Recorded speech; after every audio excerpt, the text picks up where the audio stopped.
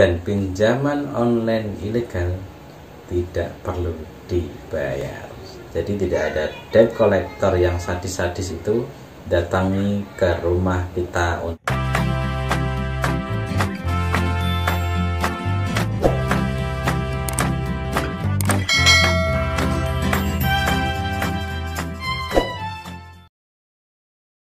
Assalamualaikum warahmatullahi wabarakatuh, teman-teman. Kali ini saya akan share pinjaman online ilegal. Daftarnya apa aja? Dan pinjaman online ilegal tidak perlu dibayar. Asik kan? Apa aja? Nama aplikasinya saya akan share sedetail mungkin nama-namanya. Sebenarnya banyak alasan kenapa seseorang terjebak pinjaman online ilegal.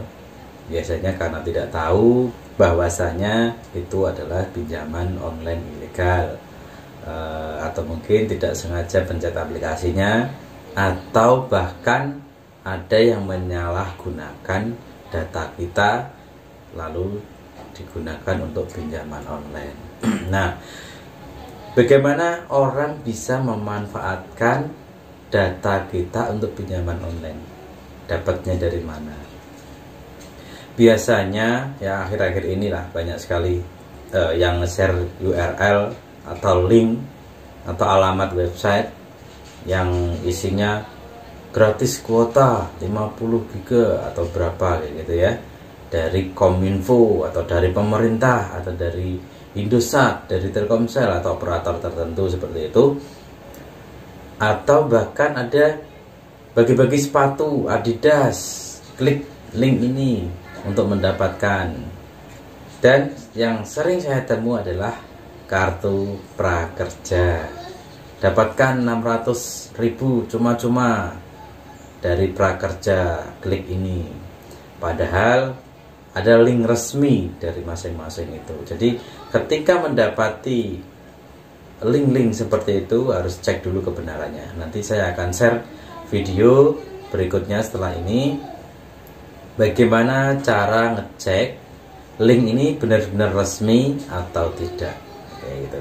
Dibuatnya kapan, yang buat siapa, dan nanti saya akan perdetail step by step caranya, cara ngeceknya dan semuanya lah, nanti seluruh tentang link, cara ngecek kebenarannya setelah video ini nanti. Untuk sekarang kita bahasnya pinjaman online. Nah, dari link-link yang tidak bertanggung jawab itu atau tidak resmi itu, ketika diklik itu sudah bisa mencuri data kita di HP, dari semua kontak, foto-foto, kemudian data login perbankan, bahkan seperti itu, data login sosial media, Facebook, Twitter, Instagram dan lain-lainnya. Apapun bisa diretas dari situ. Nah, dengan data kita yang dimanfaatkan orang lain, ya, maka yang menanggung kerugian adalah kita.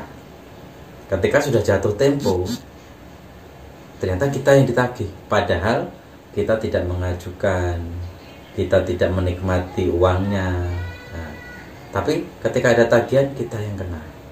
Itulah kenapa kita harus berhati-hati ketika ada broadcast di WA, di Facebook atau dimanapun ada broadcast yang gratisan-gratisan yang itu terlihat agak sadis ya, misalnya gratis 50 giga atau bagi-bagi sepatu gratis merek Adidas gitu kan, nggak murahan gitu. Sebelum kita ingin mendapatkan itu dulu, yang paling penting adalah kita harus cek kebenarannya. Di judul ini, pinjaman online ilegal atau pinjol online, pinjol ilegal atau pinjaman online ilegal, nggak usah bayar. Ini judul yang sangat menarik. Ini bukan saya yang memprovokasi sesuatu yang tidak baik, ya kan? Tetapi ini adalah statement yang dikeluarkan oleh Kominfo.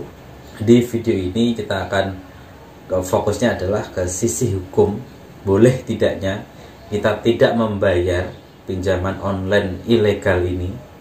Yang dimaksud ilegal tentu saja tidak terdaftar oleh OJK dan AFPI atau bahkan juga tidak berizin resmi perusahaan ini. Itu yang disebut ilegal, teman-teman.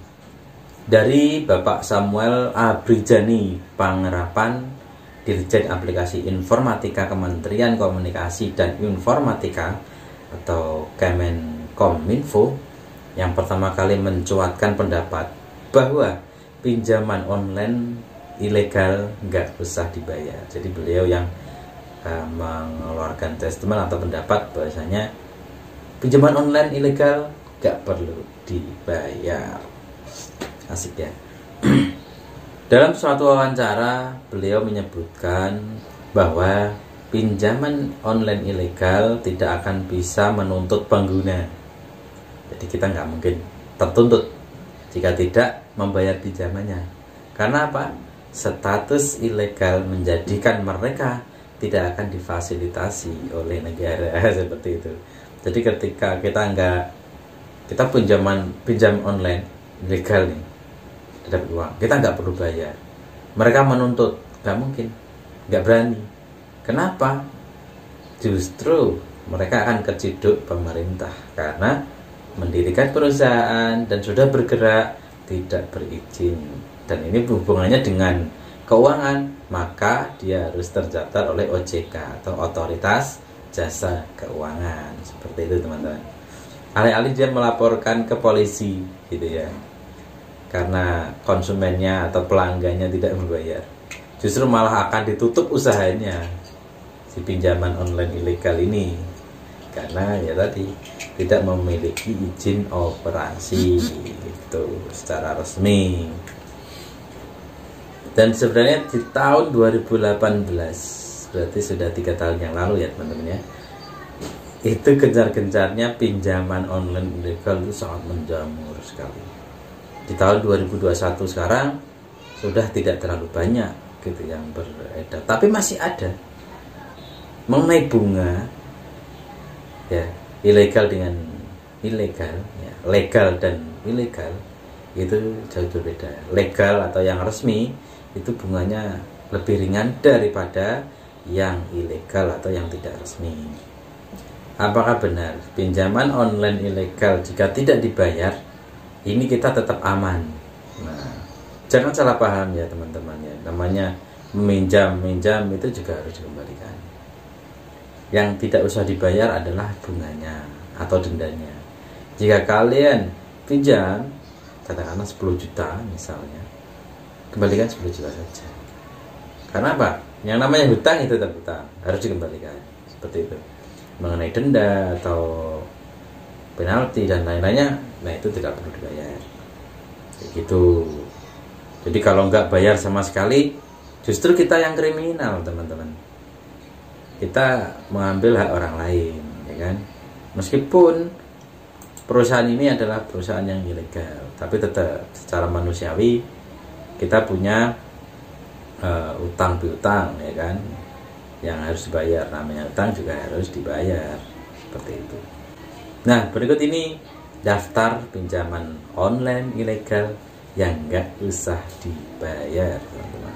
Ada dompet gajah, bunga P, yang ketiga multipoin, yang keempat rupiah jaya, gudang dana, dana loan, kredit dana, pinjam segera, cepat dana, super R, modal andalan, dana yes, pinjam dana id.com, uang cepat, pinjam dana cash, dompet sahabat, pinjaman online cepat cair mudah, pinjam syariah, pinjaman kita, cair dana, Starback, tunai cepat, pinjam uang tunai kredit dana, pinjaman super, katupat, dana plus, rupiahku, pinjaman cepat, uang dompet, rupiah kasih, dana tunai, pinjaman, developer dari e-pinjaman, dana mi, cepatku, solusi cepat, kreditku, kredit Q, kredit cepat kilat, pinjam uang, danaku, kredit cash, fin dompet, raja pinjaman, adana, bunga lotus, link cash aja, cash plus, dana amanah, dana arisan KSP cepat, KSP SCB dana arisan, dana berkat, dana cepat, KSP dana mapan, dana mitra, dana now, dana Q, dompet mudah, duit 2, duit kita, duitku, fulus rezeki, go cash, gunung agung, i dompet KSP, i dompet, Indo Cash, dompet, kantong kasnya, kotak uang expo, KSP kotak uang, kredit intan, kredit waktu, KSP IMB ORG, KSP IMB ORG, sama ya, dari KSM, KSM PE, cash udang, mega primer, mitra tunai, mobil wallet, rupiah uang, saku tunai, solusi hidup, solusi kita, toko tunai ekspres, dan toko tunai. Dan terakhir adalah toko tunai X. Nanti ini saya akan copy di deskripsi ya teman-teman, nanti bisa dicek satu-satu. Dan nama developernya juga, jadi sangat jelas sekali. Ini pesan untuk teman-teman semuanya ya. Saya tidak menggiring kalian untuk pinjam online lalu tidak membayarnya sama sekali, tidak, karena itu adalah sama ilegalnya kita berbuat kecurangan juga atau kriminal juga seperti itu, karena kita sudah mengambil uang seseorang, jadi harus dikembalikan. Mengenai pinjaman online ini saya sampaikan sekali lagi, tidak perlu dibayar, itu adalah dari Kominfo, bahwasanya nggak usah dibayar karena ilegal. Itu pesan tersirat ya teman-teman, jangan diambil mentahnya sama sekali nggak dibayar, bukan. Jadi harus tetap dibayar, namun tanpa bunga, tanpa pokoknya saja. Intinya adalah membayar, namanya utang, bayar sesuai dengan apa yang kita utang. Nominal 10 juta, maka kembali 10 juta.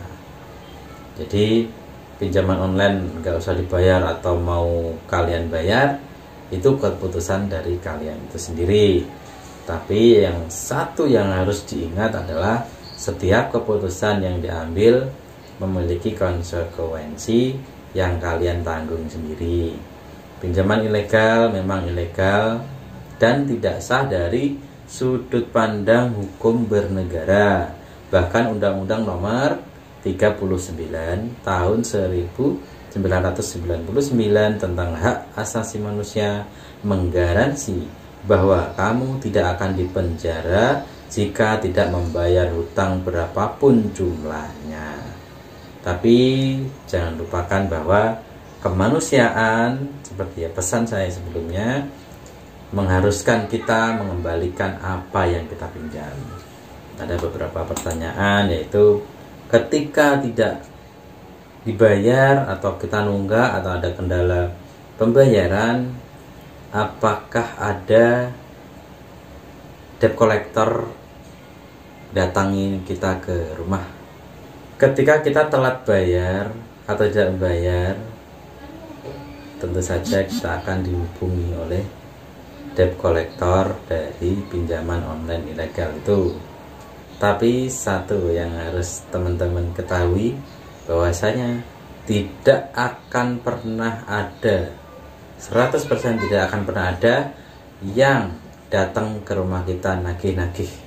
Jadi tidak ada debt collector yang sadis-sadis itu datangi ke rumah kita untuk nagih utang kita di pinjaman online ilegal. Baik teman-teman, sementara cukup untuk video kali ini.